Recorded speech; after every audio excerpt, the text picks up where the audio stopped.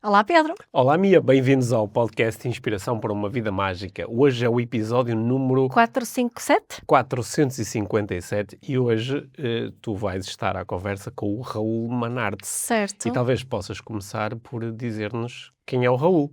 O Raul Manarte é um músico, compositor e fotógrafo e psicólogo do Porto. E a par da vida com música, ele manteve sempre o exercício da psicologia clínica e em Portugal isto traduziu-se no trabalho no âmbito da psicologia de saúde, no SNS, e em psicoterapia também em clínica privada, mas o Raul é mais conhecido pelas suas missões humanitárias. Ele tem trabalhado com Médicos Sem Fronteiras, em cenários como Gaza, o genocídio em Gaza, ela já esteve lá 2 vezes, a guerra da Ucrânia e também os ataques terroristas em Cabo Delgado, emergência de Covid na Amazónia e na Bolívia e outros catástrofes naturais, também teve no Sudão do Sul, que é outro lugar que é mais parecido com o inferno. Ele é ativista no coletivo Humans Before Borders, que se bate pelos direitos de migrantes e refugiados, sobretudo em Portugal e na Europa. E também editou um livro que se chama O Altruísmo Não Existe, que é um livro excelente para quem se interessa por ação humanitária e que quer saber o que se pode fazer, coisas maiores e coisas mais pequeninas. Mas também durante nossa conversa o Raul partilha mais sobre isso. Vamos falar de muitas coisas diferentes, de polarização, de Gaza, de como falar com os nossos filhos sobre estes temas, o que é importante, o que é que temos que lembrar. É uma conversa muito rica. Estamos todos cheios de curiosidade, por isso acho que está na hora de irmos à conversa. Vamos à conversa. Então vamos ficar contigo, Mia, à conversa com o Raul Manarte. Aí vamos nós. Este é o Inspiração para uma Vida Mágica, podcast de desenvolvimento pessoal, com Micaela Oven e Pedro Vieira. A Mia e o Pedro partilham uma paixão pelo desenvolvimento pessoal e estas são as suas conversas. Relaxa, ouve e inspira-te. Que se faça magia.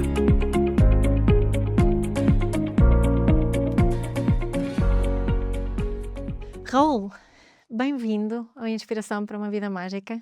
Já há algum tempo que estávamos a tentar combinar esta conversa e finalmente aqui estamos. E acho que estamos aqui para te conhecer melhor, mas também para falarmos de um tema que acho que é urgente se falar mais, que é sobre o que se está a passar em Gaza. Mas queria começar assim por ti e perceber um bocadinho o que é que fez com que tu entraste neste caminho do voluntariado, deste trabalho humanitário, deste trabalho todo que tu fazes. Olha, eu comecei com voluntariado cá em Portugal. Porque é que comecei? Não sei muito bem. Se calhar porque a minha escola, logo desde puto, tinha diferenças muito grandes do nível de vida das pessoas, das oportunidades que tinham. Isso foi um bocado confuso para mim. Depois, o salto para o voluntariado internacional foi em 2016, porque houve ali um coquetel de coisas. Nós estávamos habituados a ver os refugiados que vinham da Síria ou da Líbia entrar pela Europa e podiam entrar sem dificuldade nenhuma. Ao mesmo tempo, nós fomos a geração que apanhamos o euro e apanhamos as low costs. Portanto, acho que tínhamos uma identidade europeia muito positiva e fluida. Podíamos viajar entre os países da Europa facilmente. E, de repente, em 2016, a Europa assinou um acordo com a Grécia e com a Turquia que impede a entrada dos refugiados, que os mantém ali na Grécia.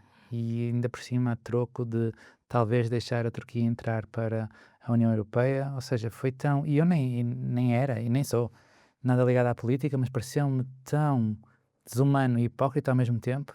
Fiquei mesmo muito zangado. Lembro perfeitamente desse dia. E pensava que ia disparar uma onda de protestos cá, mas não aconteceu nada. Foi não. Isso foi em março. E depois, em junho, Portugal foi campeão europeu. E as ruas encheram-se ali no Porto, que eu sou do Porto. E este contraste, sabes? De como é que nós temos muita dificuldade em saber como nos mobilizar para umas coisas e para outras sabemos exatamente o que fazer e nada contra o futebol. isso também me deixou muito confuso e ainda deixa, Hum. porque ainda hoje qualquer missão, qualquer crise, eu acho que a maior parte das pessoas que quer ajudar não sabe o que é que pode fazer. E então em 2016 fui para os campos de refugiados da Grécia, e a partir daí tornei-me profissional de trabalho humanitário, tornei-me profissional da equipa de emergência, comecei a ter missões de conflito, de guerra, e foi assim que fui parar até Gaza. E eu estava-te a ouvir a falar, estava a pensar nos meus momentos assim determinantes. Eu tenho uma necessidade muito grande de justiça. Não sei se te identificas com isso também quando estás aí. Eu lembro-me, eu já não me lembro quantos anos é que tinha, ahm, mas lembro-me das primeiras imagens quando caiu a ditadura da Roménia.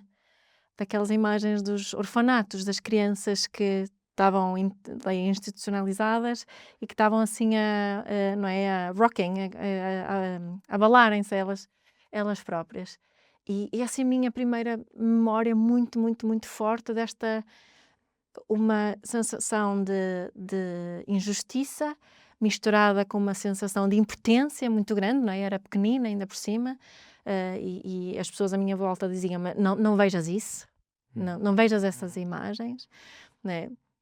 E tu não consegues identificar assim momentos mais pequenino ainda? Estavas a falar Sim, desse na escola na escola? havia uma Nessa que detecção. estavas a dizer, não é? Sim, havia colegas meus que vinham de bairros do Porto muito problemáticos, Certo, havia muita violência, mas também eram automaticamente, eu acho, etiquetados, pois. sabes? Mas havia muito contraste e isso era confuso, quer para um lado, quer para o outro. Havia um grande contraste de eu ter muita facilidade e havia também um grande contraste deles só pelo sítio de onde vinham, já nunca eram escolhidos para delegados de turma ou eram etiquetados pelas professoras dessa forma. Pois. Já não tinha hipótese no fundo, né? Não tinha hipótese. Estavam sempre, como nós dizemos no Porto, sempre a andar à porrada, eram muito bons nisso, eu era muito mau, ainda sou, acho eu, já não há algum tempo, tenho tratado disso. Mas o sentimento que falaste de injustiça e de revolta, que normalmente nós tendemos a achar que são sentimentos maus, são muitas vezes precursores da ação cívica. São mobilizadores? Exatamente. E acho que falta às pessoas saber onde os meter. Sim.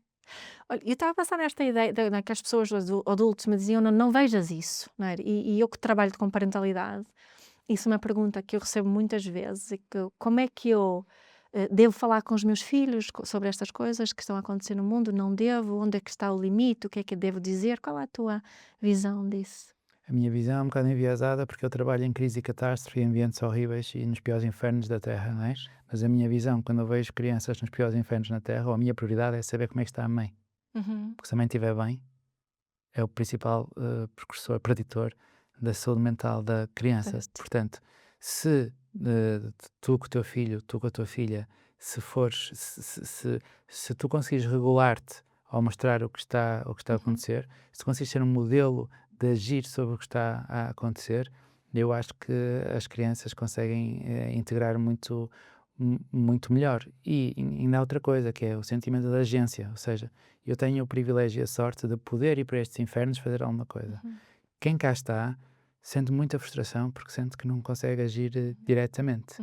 Portanto, sermos modelos de ação e de fazer alguma coisa, até acho que pode ajudar na frustração e ansiedade que não só as crianças, mas nós também temos ao ver o feed, sabes? A ficar muito ativado, mas a depois não poder fazer nada em relação a isso. Portanto, duas coisas que acho importante ali reforçar no que estavas a partilhar.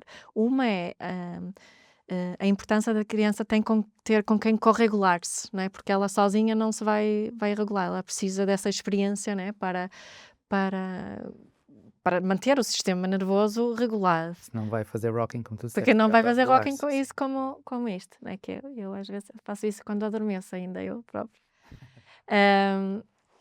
Mas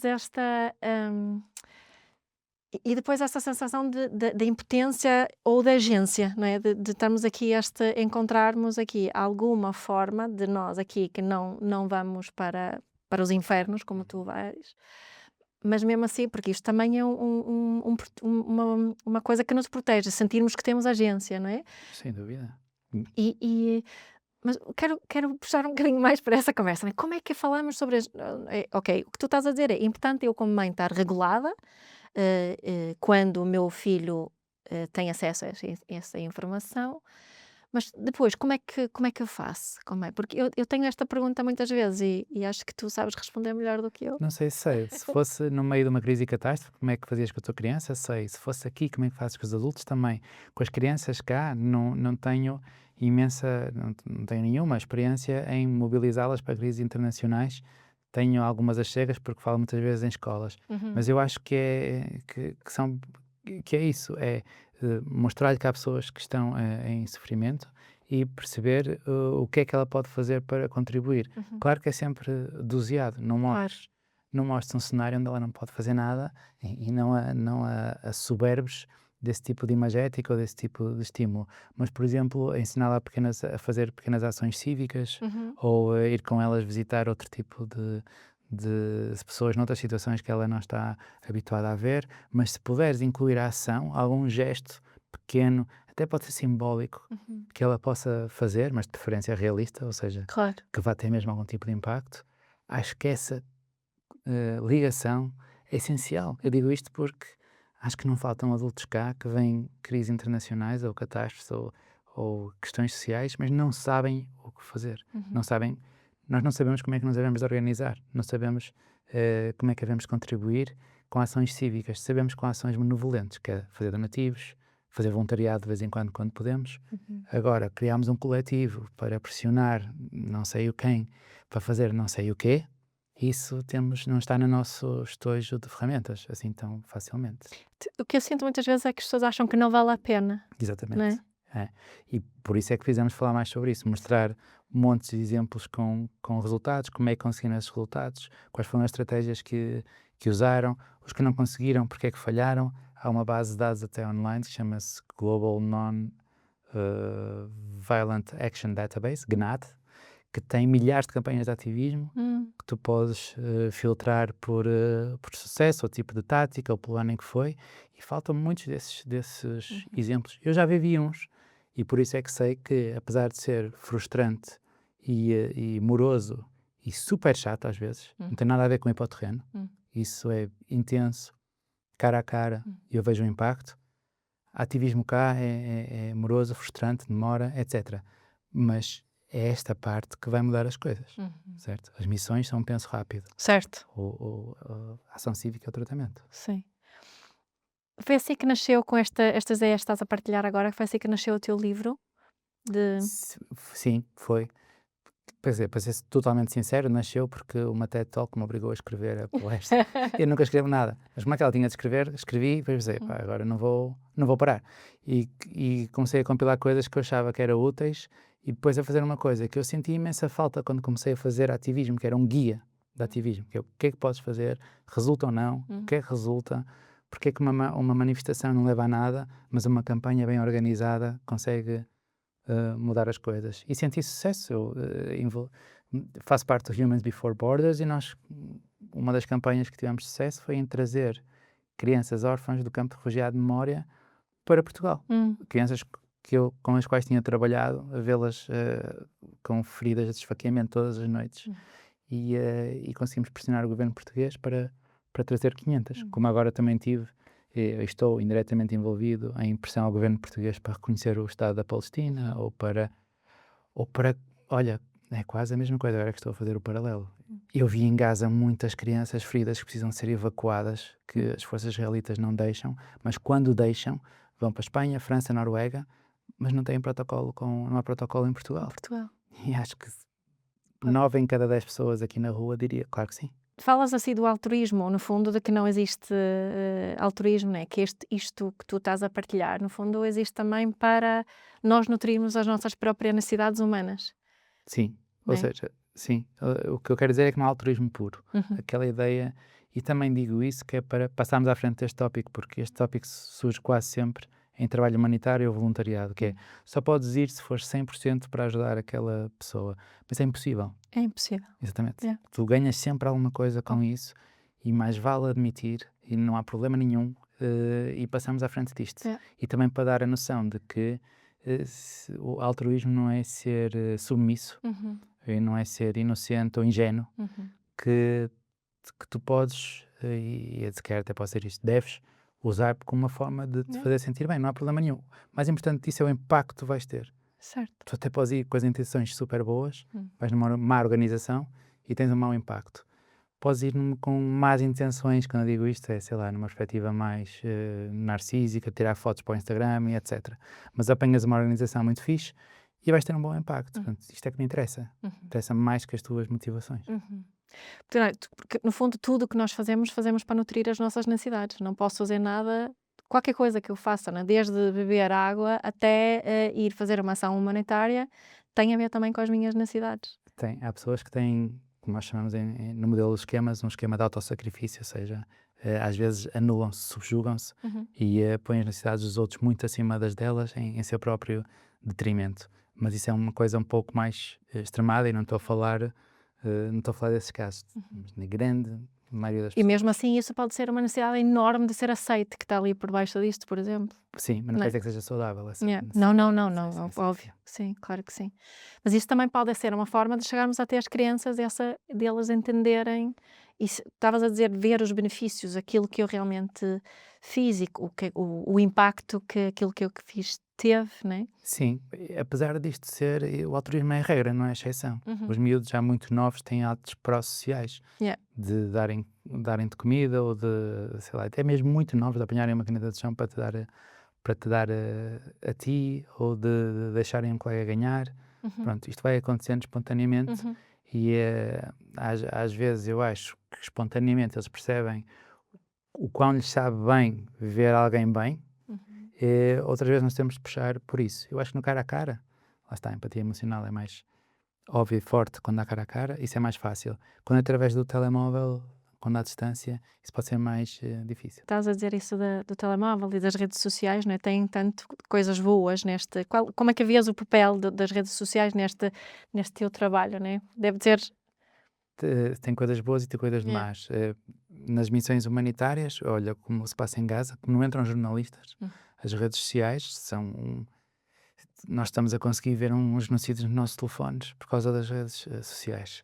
Por outro lado, cria muita polarização, porque forma uma bolha, o algoritmo forma uma bolha, só te dá a informação que tu já sabes, ou só confirma, ou pior, só é extrema. E isso afasta um bocado as pessoas, cria narrativas muito divergentes e perdemos o essencial. Estamos ocupados em ou defender os reféns israelitas ou defender o povo palestiniano, em vez de perceber que podemos fazer as duas coisas, não temos de escolher. Certo. Que para quem é trabalhador humanitário, isso é óbvio e fácil, porque eu estou lá. Portanto, é uma pessoa contra a pessoa, nem tanto podia estar na Palestina como em Israel, estive na Ucrânia, podia estar na Rússia, estive na etnia X do Sudão do Sul, podia estar na Y, e tem essa desvantagem. No ativismo, tem uma vantagem de chegar a muita gente, consegues encontrar a tua equipa, difundes informação e há alguns movimentos, por exemplo, o Black Lives Matter, as redes sociais foram muito, muito importantes. Por outro lado, pode criar o click activism, em que tu só assinas aquela petição e pensas, pronto, feito. Já está. Já fiz a minha parte. Nada contra, e às vezes, se é só isso que podes fazer, é só isso, mas pode dar uma sensação de dever cumprido quando podias fazer um bocadinho mais. Pronto, acho que essas são as vantagens e desvantagens. Tu sentes, tipo, já pelo menos fiz isto, pelo menos assinei aquilo e agora já posso ver a roupa e as outras coisas. Exatamente, a minha contribuição está dada e não exploro as coisas que se calhar ias gostar, como pertencer a um coletivo, como, sei lá. Achas que isso que falta um bocadinho, o coletivo, a comunidade? Sem dúvida, acho mesmo. Acho mesmo. Para já não és exposto a isso, eu volto ao início.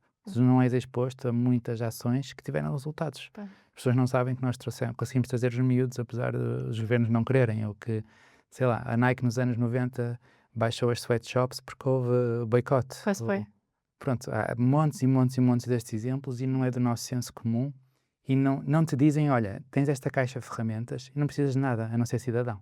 Não precisas ter um curso, não precisas ter experiência, não precisas ir para o terreno, nem precisas ter 18 anos, porque podes fazer boicote na compra e funciona. E isso pode funcionar, sem dúvida. Sim, eu lembro-me um exemplo que às vezes uso porque me mete impressão aqui em Portugal é ainda haver caixas para as pastas de dentes. né? Aqui compramos muitas vezes as pastas de dente estão dentro de uma caixa de cartão. Se fores à Suécia, não há praticamente pastas de dentes com caixas de cartão, porque nas lojas começou a haver uns grandes caixotes e toda a gente tirava e deixava na loja a caixa de cartão. Né? Não tem nada a ver com voluntariado e ações humanas, mas foi uma coisa coletiva que fez com que se poupa imenso o cartão. Exatamente, foi um exemplo de ação coletiva, sem dúvida. É isso. Olha, eu nunca estive em Gaza, mas estive na Cisjordânia, estive na Palestina. Foi há uns anos atrás, foi a Tel Aviv e aproveitei para fazer uma visita à Cisjordânia eram guias palestinianos. E foi uma experiência super forte, entrar pelos checkpoints, sair pelos checkpoints, ser confrontada com como é que se diz em português? Os settlers, colonos, com pistolas, a gritarem connosco porque nós estávamos com os locais, ver aquilo que eles estavam a ver, estar a almoçar em casa de umas pessoas lá, ir ao mercado e estar lá como se fizesse parte do povo palestiniano. Embora nós, como estrangeiros, pudéssemos andar ali numas ruas que depois o nosso guia não podia andar, podíamos entrar na sinagoga lá em Hebron, mas eles não podiam. E lembro-me de sair de lá e não sei se é ingênua, mas estava a sentir que eu percebo que alguém que cresce aqui possa chegar a essa conclusão que a única solução que existe é eu juntar-me a uma organização como a Hamas. Saí de lá com essa sensação. E isso não foi Gaza, imagino que seja muito pior do que aquilo que eu vi. O que é que pensas sobre isso? Não tenho experiência direta sobre isso. Ou seja, se a opressão e a injustiça e a violência podem levar ao extremismo, eu acho que claro que sim. Não é que eu tenha experiência profissional diretamente com isso, mas acho que já todos vimos isso acontecer várias vezes e há literatura abundante sobre isso. Não sei se me estás a perguntar se eu acho que isso vai acontecer em Gaza ou se eu acho que eu vejo isso acontecer nas missões que tive, mas sinceramente toda a gente que eu atendo em Gaza está completamente desesperada, ou meio viva, meio morta, ou acabou de perder família, ou viu o filho morrer à frente dela. Portanto, eu trabalho com, sabes, desespero sei lá, e com os piores dias da vida das pessoas. Portanto, se isso é o início de um ciclo que vai levar à retaliação, eu não o vejo, porque naquele momento não é isso que... É tanto desespero naquele momento que não dá para pensar tão longe. Exatamente. Acho que essa é uma coisa. E outra coisa, também é importante dizer que a maior parte das pessoas não vai chegar a esse ponto. Claro, era isso que eu queria. Não vai chegar aí. E a comunidade internacional tem um fator muito importante em determinar se isto acontece ou não. E um dos fatores eu acho que é a justiça. Porque no genocídio do Ruanda e no genocídio nos Balcãs, existiram tribunais internacionais, as pessoas foram condenadas e as tensões baixaram muitíssimo. Eu acho que isso teve um papel muito importante, como tem aqui a justiça civil ou até penal nas nossas relações. Se eu sentir que houve justiça e que de alguma forma houve aqui uma reparação, então as probabilidades de haver tensão e retaliação acho que são muito pequenas. Por isso espero que haja nesta questão de Gaza. Estás com a esperança que haja? Não muita. Não muito agora, não é?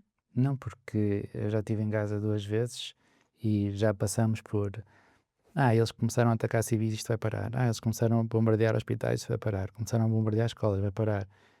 Sei lá, mesquitas, igrejas, ONGs, isto vai parar. Nós já perdemos 12 colegas ou 13, isto vai parar. Atacaram a ONU, isto vai parar. Atacaram a Cruz Vermelha, isto vai parar. Fizeram um cerco, causaram fome, isto vai parar. E não para. E por causa da comunidade internacional, que é outra coisa que os palestinianos sofrem muito com isso, e eu posso comparar com outras missões em que em Gaza as pessoas sabem que nós sabemos, mas nada muda. E isso é... Quando eu estive lá na Cisjordânia, tinha assim uns escritórios das Nações Unidas, onde nós passamos, não é? Dizia UN, e eles estavam só a dizer a United Nothing. Exato. Foi, não é? Como é que se traduz para português? Os Unidos de Nada. Nisso nada. Foi assim a visão deles na altura. Isto já foi há alguns anos atrás. Mas mesmo agora essa tensão nota-se, porque nós quando entramos em Gaza, nós entramos com um convoio da UN, ou seja, desde a fronteira com Israel até o sítio onde vamos ter a sede, o hospital, etc. Nós vamos nesse convoio com coleta à prova de bala e capacete, etc., que diz UN, não é? E a atenção das pessoas com esses carros. Agora muito mais porque estão a pedir comida. Mas mesmo antes já havia aquela tensão de vocês sabem, não fazem nada. Mas depois, quando chego ao hospital ou ao sítio onde vou ficar, passo para o carro de Médicos Sem Fronteiras, não é? Não há coleta à prova de balas, vidros abertos, totalmente diferente. Da relação. As pessoas... Porque sentem realmente que estão a ajudar, imagino. Exatamente. Não é ao contrário das Nações Unidas, na realidade. Também esperam das Nações Unidas coisas que a MSF não faz nem pode fazer. A MSF é uma organização médica para prestar cuidados de saúde. As Nações Unidas têm a WFP, que dá comida, tem os capacetes azuis, que podem manter a paz, e nada disso está a acontecer. Olha, como é que tu te preparas quando vais para lá? Como é que eu me preparo? Leio um bocado sobre como é que a missão evoluiu até agora. Há algumas coisas que eu posso obter sobre comportamentos, códigos da cultura, como é que percepcionam a morte, ou a dor, ou a saúde mental. E se eu conhecer alguém, que isso tem vindo a ser mais frequente, porque já tenho experiência, então conheço alguém que ou está lá ou já lá esteve. Então falo com essas pessoas. A segunda vez que fui, é muito mais fácil para mim, porque eu já conheço a equipa de palestinianos que lá estão, portanto já sei com quem é que eu vou trabalhar, vou mais tranquilo, tenho menos medo de fazer asneiras, mas a primeira vez tenho sempre muito medo de fazer asneira. O que é fazer asneira para ti? Sei lá, é não dar resposta ao que for preciso, ou... Como é que sabes que não estás a fazer asneira já agora? Isso é uma boa questão, mas confio na minha equipa local. Peço muito feedback, também acho que damos feedback muito uns aos outros, quer a equipa internacional, quer a local, e pronto, vou vendo. Em novembro contratei algumas pessoas que agora estou super orgulhoso, que são estrelas da equipa de saúde mental, então isso acho que é um indício que se calhar não fiz. Como é que treinaste essas pessoas? Foste tu que as treinaste? Elas é que me treinam a mim. É? Os palestinianos, infelizmente, são os profissionais de saúde mental com mais experiência em trauma e crise. Resiliência é muito grande? Ou? Eu vejo em todas as missões onde eu tive, vejo essa resiliência. Em Gaza há essa resiliência também, não deixa de ser difícil de compreender, é um bocado inacreditável, mas as pessoas passam fome, dormem em tendas, perderam família, não sabem se vão acordar vivos, não sabem se a família vai acordar viva, e quase todos os dias alguém que perde alguém da família. Temos em alguns sítios onde trabalhávamos, tínhamos de dar mel aos nossos colegas para eles não desmaiarem, que estavam hipoglicémicos da fome, e depois chegam, sabes, super sorriso, perguntar se eu quero comer alguma coisa, como é que é possível, e com uma paciência para, por exemplo, as crianças, para prepará-las para serem amputadas, ou para distraí-las enquanto estão a mudar as ligaduras das queimaduras. Não consigo perceber como é que as pessoas têm essa gentileza dentro delas nos dias mais escuros de sempre. Tens assim, quando refletes sobre isso, que respostas é que tem? Como é que é possível? Também assim. Não sei se reflito muito, só chego à parte em que, se fosse eu, estava sempre bêbado. É verdade, acho que seria o meu coping. Em casa não há álcool, portanto o que havia era abuso de ansiolíticos, benzodiazepinas, coisas assim. Não consigo entender, mas já vi isto vezes e vezes e vezes e vezes sem conta, em muitos e muitos e muitos contextos.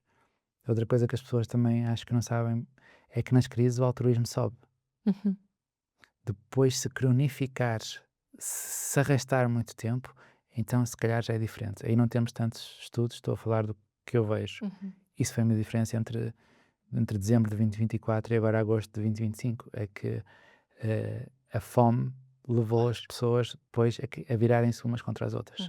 E isso partiu-lhes completamente o coração. E eles ainda iam ter algum encaixe, vão tendo algum encaixe das mortes que estão algum encaixe. O encaixe conseguem para continuar, não é? das mortes provocadas pelas forças israelitas, que as pessoas eram martirizadas, etc. Mas quando vem a população virar umas contra as outras, isso acho que isso os desfaz mesmo. A coesão acaba por se desfazer, não é?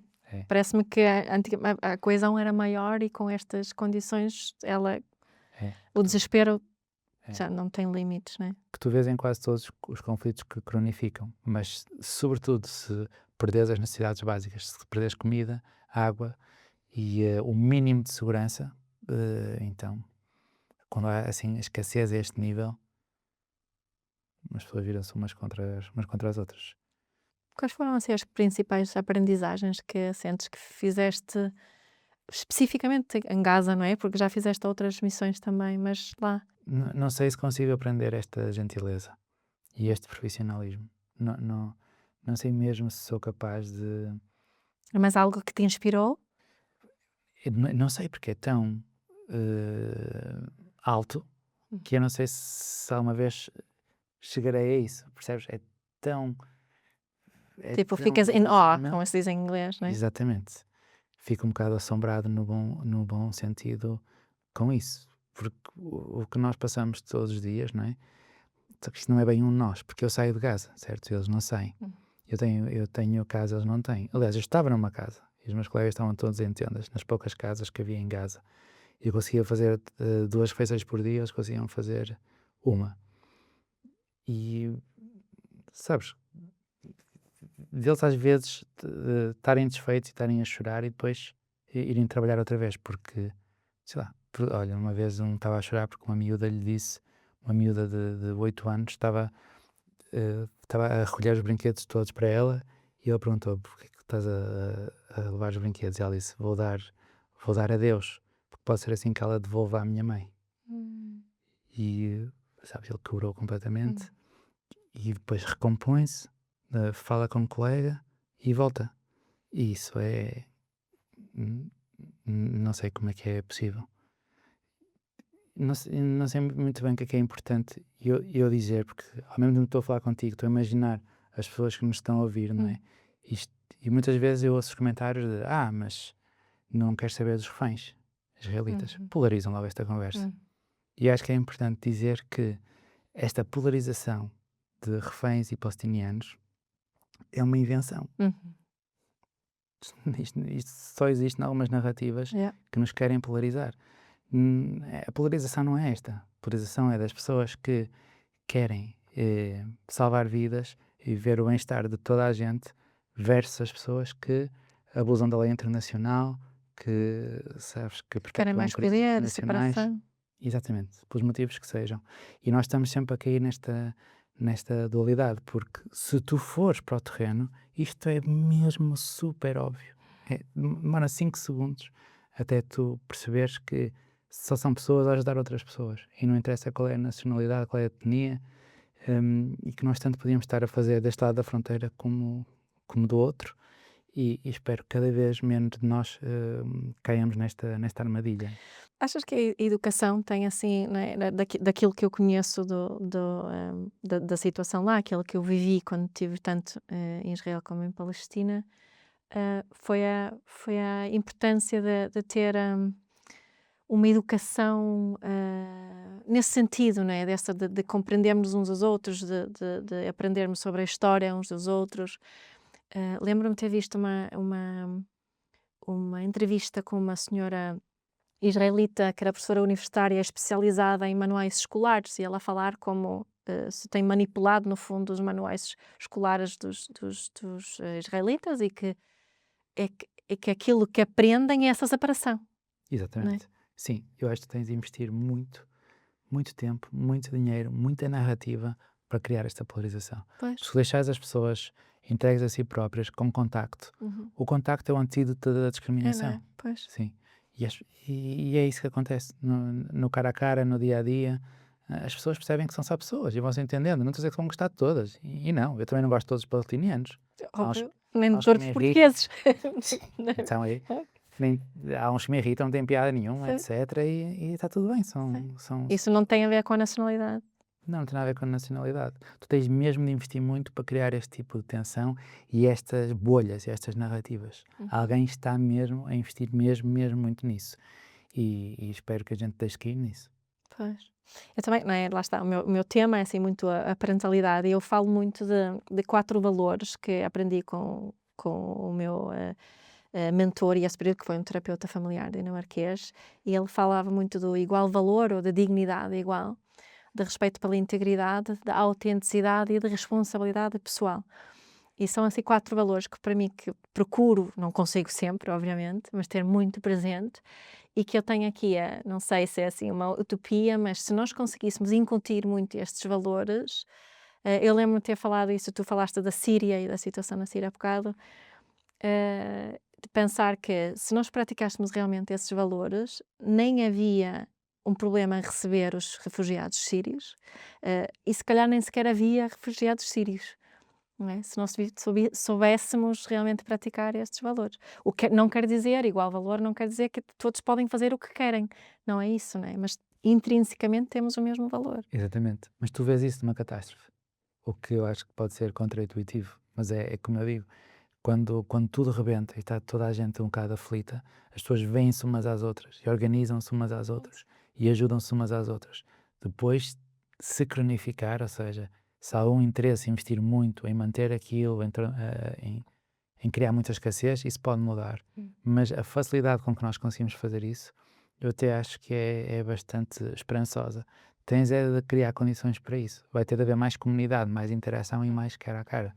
Vai ser difícil pelo telemóvel ou pelos níveis de individualização ou atomização que nós agora temos. Aliás, no apagão, notou-se um pouco isso. É, não é? Tirando nos supermercados, lá está, porque entrou uma mentalidade de escassez, É. as pessoas comunicaram muito umas com as outras, ajudaram-se ali um bocado umas às outras, no Covid também. Portanto, eu acho que nós conseguimos, só temos que criar as condições para que isso aconteça. Eu acho que estes valores quase que nascem connosco, não é? Ou depois são-nos retirados ou reforçados. Temos essa possibilidade, quem convive com crianças, não é? De promover isso ou não. Sim, nós somos os mamíferos mais altericiais, ou seja, precisamos de maior cuidado durante mais tempo para sobreviver. Portanto, estamos programados para a ligação. Isso não é muito difícil de ativar. Aliás, tem de ser ativado, senão a criança morre, fisicamente morre, ou então tem os self-soothing behaviors e está lá a autorregular-se e leva a uma série de problemas. Portanto, o potencial está todo lá. Também está o potencial inverso. O potencial de criar nós e eles, ou de apelar à violência.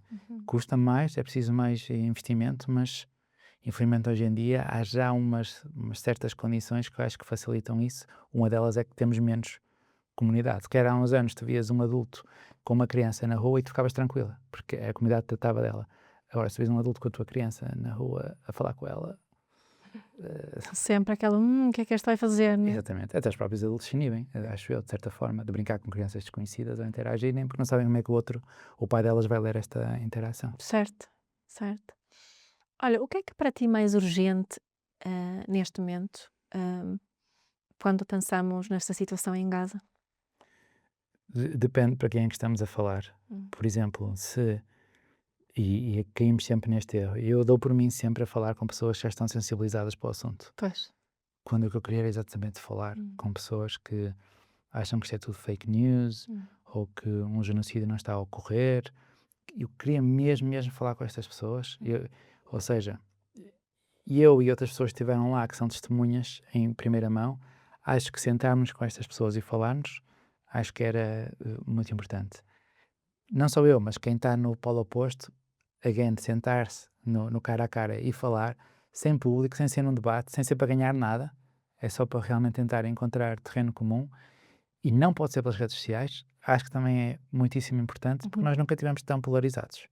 E as ferramentas para despolarizar passam por aí. Contacto cara a cara, não querer ganhar, genuinamente ouvir e estar preparado para sair da conversa sem ganhar nada. Não estar lá para convencer o outro de que temos razão, não é? Exatamente, porque senão vais ameaçar a identidade da outra pessoa só se vai defender, etc. Eu falo para os dois lados da barricada, da barricada que criaram. Sim. Há pessoas que se defendem muito a Palestina e depois mandam mensagens quase a insultar israelitas, ou isso pá, não ajuda em nada. E não ajuda em nada o que se passa no terreno, porque para o povo israelita conseguir baixar um bocado as defesas, tem de sentir que nós não os vamos atacar quando isso acontecer, tem de sentir acolhido.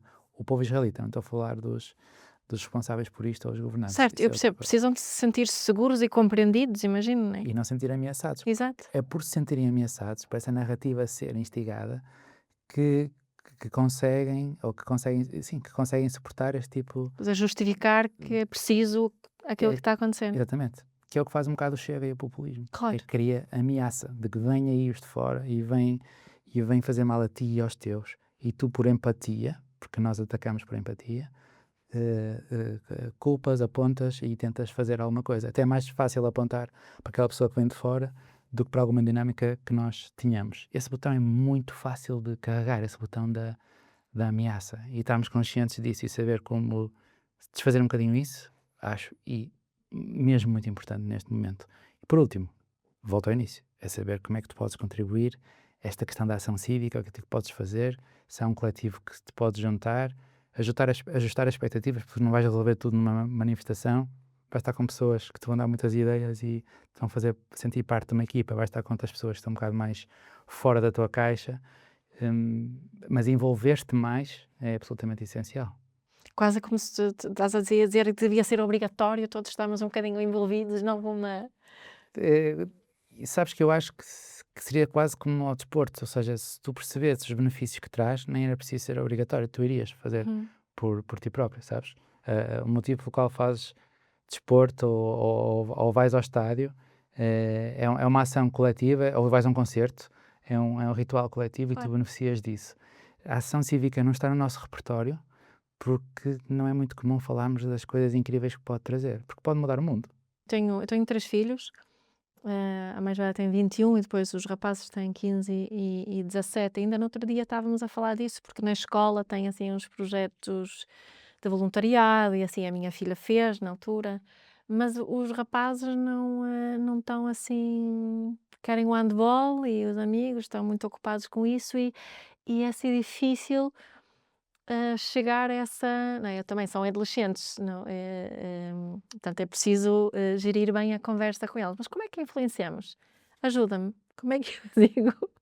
Olha, não sei, eu sei que pelas estatísticas é um bocadinho mais tarde que a percentagem de pessoas envolvidas em ação cívica não ortodoxa política dispara. É mais dos 18 aos 25, Exato. por aí. Aí sobe muito. E não ortodoxa, ou seja, não partidária. De coletivos, de boicotes, dessas coisas assim, dispara aí. Depois desce e vai para o partidário outra vez, ou vai descendo. Portanto, não sei se tens... É mais nesse quando se entra na faculdade, né? Aquelas revoluções dos estudantes, nessa... Coincide por aí, não sei precisamente dizer porque é que isso acontece, alguém saberá, eu não sou especialista, mas isso acontece. Tenho pena depois que deixa e que depois chegamos a este estado onde estamos agora, em que a ação cívica é ir votar. É isso que podes fazer. Ir votar e votar com pouca reflexão, muitas vezes também, não? Sim, mas votar nem sei, é como se desses a chave do autocarro a alguém e depois vais o resto da viagem a dormir. Quando podes perfeitamente a meio da viagem... Essa é uma boa metáfora. Obrigado. Posso levantar a meio da viagem e dizer, olha, vai para a direita, vai para a esquerda, ou agora tu sais. Olha, vamos falar sobre o próximo, separamos aqui ou ali, ou... Sim, mas os passageiros é que mandam, Sim. não é o motorista. Pois. E acho que nós trocamos isto, tipo, o motorista não vai aceitar, o motorista quer ir para Mas ali. depois às vezes ficamos ali sentadinhos no lugar a mandar vir porque ele está a conduzir mal. Sim, só a mandar vir, agora precisamos de alargar a metáfora, mas não abrimos a vitrine para ele ouvir, só ficamos aqui, cá ao fundo e ele nem ouve. E às vezes só saímos e deixamos e já não ligamos mais. E não gritamos ao mesmo tempo, sabes? Vai gritando um, vai gritando o outro e não dizemos a mesma coisa ao mesmo tempo, que aí ele ouvia de certeza. Mas é isso, eu estavas a dizer aqui do populismo e porque é que isso, porque é que isso está a crescer tanto neste momento, não é só em Portugal, não é? É também, não é? Eu sou da Suécia e este crescimento, eu muitas vezes comparo o que acontece lá com o que acontece cá, portanto eu tenho as minhas previsões em relação ao que vai acontecer aqui agora, seguindo o que aconteceu ali. E para mim, como ativista, eu considero-me uma ativista, até digo que tento ser uma ativista para um mundo melhor. Embora isso possa parecer assim um bocadinho, mas acredito mesmo nisso. E para mim é muito frustrante ver esse crescimento de populismo, porque acho que não vai ajudar nada, mesmo, vai piorar muito. Uhum. Ah, a tua resposta a isso também é esta da comunidade, nos juntarmos, de falarmos mais presencialmente? Sem dúvida. Eu até lembro-me que começava nas minhas palestras a falar sobre o Chega e as pessoas diziam, opá, é melhor não falares. Mas eu continuo a achar que é melhor é falar e não etiquetar quem vota Claro. no populismo, não fazer muito mais pontos e muito mais conversas e tentar perceber realmente porque é que votaram e se tem razão ou não. Sabes, tentar genuinamente conseguir fazer isso, só que isso não é fácil. Depois até acho que tens de perceber se tu és a pessoa indicada ou não para falar com o teu tio, É. se ele não te dá muito gatilho, e se calhar, ou se devia ser outra pessoa, porque tu vais ficar enervada ou irritada ou agressivo, mais vale se calhar não seres tu e tu falas com outra pessoa e, e tentar validar as preocupações, porque acho que as pessoas têm preocupações genuínas. Claro. Viram muita corrupção ao longo de muitos anos e estão preocupados que vai acontecer outra vez, claro. Ou viram desemprego ou perder poder de compra e estão preocupados com isso, claro. Ou viram um sistema que deu sempre a mesma coisa e querem uma mudança, claro. Claro, e claro que sim, e está certo, e aí concordamos todos, estes pontos em comum, fazê-lo e obter este ponto em comum vezes e vezes sem conta, acho que é essencial antes de tentar... Convencer que... Sim. Porque, no fundo, o partido em que eu voto é a minha estratégia para satisfazer as minhas necessidades, que até podem ser exatamente as mesmas, votando na esquerda ou direita. As necessidades base, não é? Sim, mas estás a falar com a pior pessoa para falar de política partidária, porque eu vejo muito mais identidade do que ideologia, vejo muito mais tu escolheres uma equipa do que tu seguires uma linha ideológica, ou seja, há muita identidade, estes são os meus e por isso eu vou defendê-los. Aliás, há estudos de psicologia da política interessantes sobre isso, em que apresentam-te um programa de saúde, nacional de saúde, e dizem a um grupo dizem que é do partido A, outro do partido B, e as pessoas opinam baseando no partido que lhes dizem que escreveu aquilo, e não no programa em si. Por isso é que eu acho que tem muito mais a ver com identidade e a equipa que tu escolheste, em vez de ideologia. E isso para mim eu não entendo este sistema assim, percebes? Em que as pessoas estão neste sistema para ganhar e para criar equipas, em vez de arranjar a solução mais benéfica para toda a Mais gente. universal, que consiga satisfazer o máximo de pessoas. Sim, e acho que para dar a volta a isso temos de ter muito mais ação cívica e envolvermos-nos muito mais, em vez de só escolher o motorista do autocarro. O ativismo, às vezes, tem também contribui muito para a polarização, né? Porque não há isso que estavas a falar agora do tio, né? Eu falo muitas vezes nisso da parentalidade consciente, e é uma pessoa que se apaixona muito por estas ideias e depois o único objetivo fica tentar convencer os outros de que esta é a parentalidade certa, né? E esquecem-se de utilizar a parentalidade consciente com essas pessoas. Que é o quê?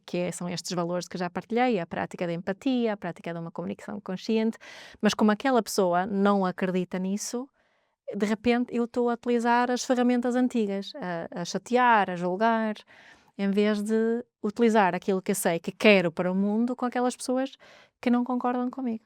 É bem difícil. Exatamente, e tocaste aí num ponto que eu acho super importante, é que o ativismo que também cria polarização às vezes e cria identidades, e até há marcadores, como há quase sempre, as roupas que eu visto ou o lenço que eu tenho, quer dizer que eu sou dos nossos, e quem não concorda comigo é dos outros. Quando o nosso objetivo não é criar identidades, o nosso objetivo é tornar as coisas melhores, e para isso tu vais ter de falar com eles. Até nós temos uma ferramenta que se chama espectro dos aliados. Até podes dividir o eles em diferentes fatias, uns que são completamente opostos, até aos que são neutros, até aos aliados passivos. Mas se calhar convém ires a cada uma das fatias, vais com expectativas diferentes e estratégias diferentes, mas a noção é essa, é que, ok, é uma luta, mas a luta não é... a luta é para beneficiar alguém ou para tornar o mundo melhor, não é só para ganhar aos outros. Mas às vezes não precisamos de escolher lado. Sim, acho que sim. Agora, tenham atenção se os lados não estão a ser uma manipulação. Tu não tens de escolher volto ao mesmo exemplo, entre os refugiados e os palestinianos. Se calhar tens de escolher entre as pessoas que querem fazer cumprir a lei internacional e outras pessoas que não. Pronto. Se calhar é Às mais vezes é isso. curioso, né? Como há tantas pessoas que não conseguem perceber que é both and, né? Que são as dois, e não either or. Não é ou Ou um ou outro, ou um ou outro, né? São as duas coisas. sim. Ao mesmo tempo que estou a ver a tua pulseira, que tem as cores da bandeira palestiniana. Foi um presente da minha equipa. Foi. E então eu trago. Uhum. Também é sempre um stress ao sair de Gaza porque os sacos são revistados e então tento esconder as prendas assim um bocado lá para baixo, mas o pior é entrar porque Ah, nós damos por nós e isto não acontece porque Médicos Sem Fronteiras tem uma equipa logística gigante que leva medicamentos e todos os materiais. Mas em Gaza, como são barrados e estão todos ali, estão toneladas na fronteira, que não têm autorização para entrar, das forças israelitas, nós escondemos nos nossos sacos pessoais comida, ou medicação, ou eu levava óleo para gerador para o hospital ah, funcionar, que é, sabes, é um atentado às necessidades básicas. e se descobrissem, também não entravas? Ou o que é que aconteceria? E eu entrava, As o coisas problema é que ficavam. não. Ok.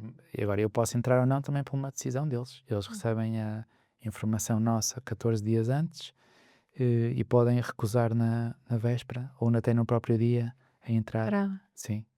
E as recusas que fomos tendo foram um bocado aleatórias. Não percebemos muito bem. Pois. É como é muito naquela situação, há muitas coisas que não se percebe muito bem, né? Não. Ou se quiseres até dá para perceber, mas é de uma intenção tão cruel. É mesmo... É um genocídio. Pois. Ou seja, o E objetivo... finalmente está-se a dizer isso Sim, mais, né? sim. Que é outra tensão que nós temos no terreno. Em novembro, a minha organização não tinha essa posição ainda. Ah, E então eu não podia, mas não deverias. não deveria dizer essa palavra. O que para quem está no terreno é terrível, porque estás a ver o que é que está a acontecer. Por outro lado, eu entendo e faz muito sentido que a organização esteja a compilar evidência para quando fizer isso, que fez, Ser em bem dezembro, janeiro, fundamentado. ser fundamentada e ter muito mais poder e consequência. Portanto, é uma tensão difícil de resolver. E agora, em agosto, já era ao contrário. Os talking points já mencionavam claramente genocídio. O que é que tu gostavas que as pessoas soubessem sobre a situação em Gaza, que achas que muita gente não percebe ou não sabe? Não têm de escolher entre os reféns israelitas e o povo palestiniano, nem sequer entre o povo israelita e o povo palestiniano. Não, esta escolha é falsa. Isso. Uhum. Ponto número 1. Ponto número 2, que é verdade, tudo está a acontecer. Que é mesmo um genocídio, que há mesmo pessoas a morrerem de fome. Que não há razão nenhuma para duvidar disso. Que não há razão nenhuma para duvidar disso. Que está tudo completamente destruído. Que não há absolutamente nenhuma zona segura. Que essas noções de que as forças israelitas dão ordens de evacuação, que avisam. Sim, avisam. Às vezes avisam com 10 minutos de antecedência. E às vezes não avisam. E às vezes avisam, saiam daqui, vão para aqui e depois bombardeiam esta parte aqui. Que de todas as evidências que nós temos, o número de mortos que são recolhidos pelo Ministério da Saúde palestiniano devem estar provavelmente subestimados, ou seja, vai haver mais pessoas do que aquelas que estão a ser reportadas. Sei lá. E mesmo assim estão a criticar porque o Ministério do Hamas, não é? Sim, é verdade. Que as pessoas não têm de escolher entre o Hamas e este governo israelita também. Que esta oposição também é daquelas que usam para nos manipular, porque acho que não queremos nenhum nem outro. Os próprios palestinianos dizem isso. Sei lá, que são pessoas como nós, que sabem que nós sabemos que é possível terminar isto, que nós temos um papel nisso. Nós cá em Portugal. Sim, a população mundial, qualquer pessoa, qualquer cidadão tem um papel nisso, através da ação cívica, a partilhar as coisas, a fazer petições e a ter estas conversas com alguém que ainda está aqui meio apanhado numa narrativa e que não lhe permite ver o que está a acontecer no terreno. E eu às vezes penso nisso porque quando saírem os documentários sobre o que está a acontecer, o que aconteceu, algumas pessoas que desacreditam ou eu sou muito ingênuo, ou eu não sei como é que vai ser querer essa ficha. Também tenho pensado muito nisso. Vai ser como negar o Holocausto e de Isso. repente ver um documentário sobre o que aconteceu na Segunda Guerra Mundial. Hum.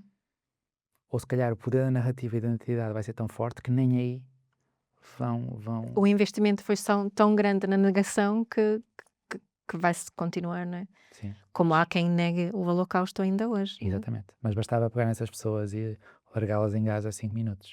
Pois. Bastava 5 minutos. E isso deve ser muito frustrante para ti quando ouves essas pessoas que negam muito a tua experiência também, não é? Sim e não, porque quando eu volto, eu protejo-me, ou seja, eu praticamente não vejo nada sobre Gaza desde que voltei, porque, porque tenho de gerir o meu saldo, Uhum. não é? Tenho de ter um autocuidado. E como já falo com muitos colegas palestinianos, ou pessoas que conhecem alguém em Gaza e me perguntam onde é que podem ir, e eu às vezes tento fazer essa ponte de onde é que podem procurar ajuda médica, tenho muitos desses pedidos e isso já... Então eu não vejo muitas imagens do que se passa. Portanto, não sou muito confrontado com a narrativa negacionista. Uhum. Às vezes sou, como por exemplo do embaixador israelita em Portugal, não é? E apetece-me, pá, ponham-me numa sala com ele, porque não sei, é como dizer que o céu não é azul, percebes? Eu entendo que tenho, infelizmente, sou das poucas pessoas que têm um testemunho em primeira mão, porque não permitem a entrada de jornalistas internacionais. Certo. E, portanto, para responder à tua questão, não me frustra muito porque eu escudo-me um bocado dessa narrativa, estou super disponível para falar com essas pessoas, mas tem de ser cara a cara. Eu não vou estar a responder às caixas de comentários das reportagens, das entrevistas que eu fiz, Fizeste depois. porque eu já sei que redes sociais só polarizam ainda mais.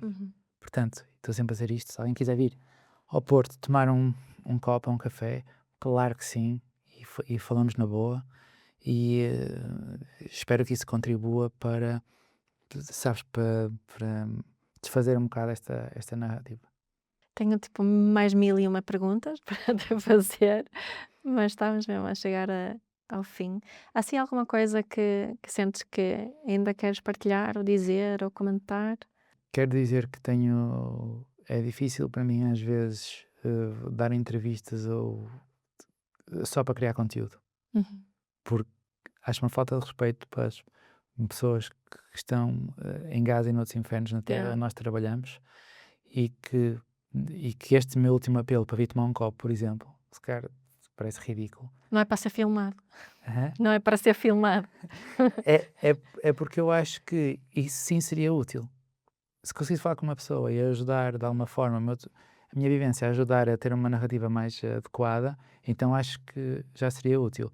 E muitas das coisas que falamos aqui eu acho que podem ser úteis. E pronto, tenho sempre essa preocupação. Por isso, se as pessoas quiserem, sei lá, ter mais bibliografia sobre isto, ou saber onde é que podem iniciar voluntariado, ou sei lá, ou volto a repetir, alguém que acha que isto não está a acontecer, então que me manda uma mensagem nas redes e nós combinamos alguma coisa, porque estou sempre a pensar na minha equipa que está em Gaza e nas pessoas que estão lá, e quero que seja útil para o terreno.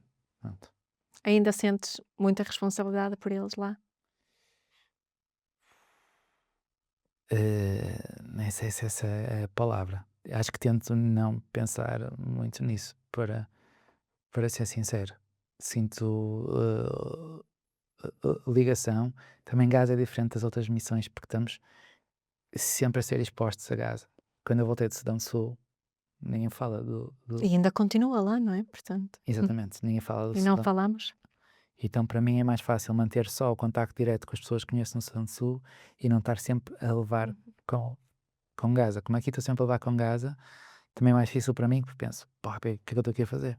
Devia estar lá.